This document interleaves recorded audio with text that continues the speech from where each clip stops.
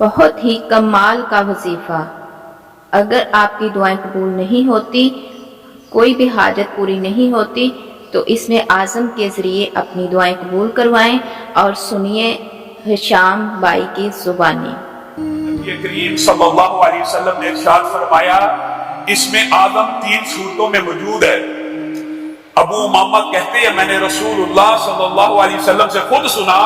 کہ رسول اللہ صلی اللہ علیہ وسلم نے فرمایا اسم اعظم 3 صورتوں میں موجود ہے، اور اس کی سند کو امام البانی نے حسن درجے کا کہا ہے، اور دیگر محدثین بھی اس کی سند کو حسن درجے کا کہتے ہیں۔ ابو امامہ نے کہا رسول اللہ نے صرف اتنا فرمایا تھا کہ اسم اعظم 3 صورتوں میں موجود ہے، اور اسم اعظم کی جو فضیلت ہے آپ کے سامنے رکھی تھی کہ یہ ایک ایسا اسم ہے کہ جس کے واسطے سے اگر اللہ کو پکارا جائے تو اللہ رب العزت اس دعا کو، اس پکار کو ضرور سنتے ہیں۔ یعنی اللہ نے اپنے اوپر یہ واجب کیا ہوا ہے جب بھی میرا کوئی بندہ اسم اعظم کا نام لے کر اسم اعظم کے ذریعے سے مجھے پکارے گا، میں رب اس کی پکار کا جواب دوں گا۔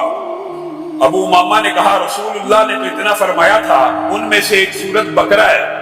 دوسری سورت آل عمران ہے، اور تیسری سورت طٰہٰ ہے۔ تو میں ابو امامہ نے جب سے یہ حدیث سنی میں سورت بقرہ کو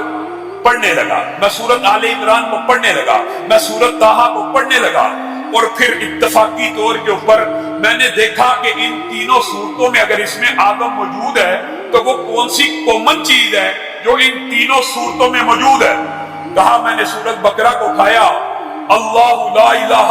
الا هو الحی القیوم ملا۔ میں نے سورہ آل عمران کو اٹھایا، الف لام میم اللہ لا الہ الا هو الحی القیوم ملا۔ میں نے سورت طٰہٰ کو اٹھایا، وَأَنَتِ الْوُجُوهُ لِلْحَيِّ الْقَيُّومِ مِلَا۔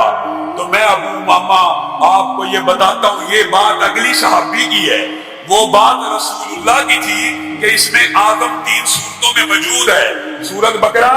سورہ آل عمران اور سورت طٰہٰ میں۔ آگے صحابی کا اجتہاد ہے کہ میں نے وہ اس میں اعظم جب تلاش کیا تو مجھے ان تینوں صورتوں میں سے یہ آیت مل گئی۔ اب جب انہوں نے یہ بات تابعین کو، تبع تابعین کو بتلا دی کہ وہ اس میں اعظم جو تینوں صورتوں میں کامن نظر آتا ہے وہ الحی ہے، القیوم ہے، تو علماء نے یہاں سے استدلال کیا کہ بے شک ابو امامہ نے درست اجتہاد کیا، کیونکہ اس لفظ کے علاوہ، ان ناموں کے علاوہ کوئی اور ایسی چیز نہیں جو تینوں صورتوں میں کامن ہو۔ گویا الحی، اور بعض علماء نے یہ بھی لکھا ہے، یہ آپ کو پتہ ہے ایک طویل باب ہے، بعض علماء کا رجحان ہے کہ الحی اس میں اعظم اکیلا ہی ہے، اور بعض علماء کا رجحان ہے کہ الحی القیوم ملا کے ایک اس میں اعظم ہے۔ اس بارے میں اگرچہ علماء کے اندر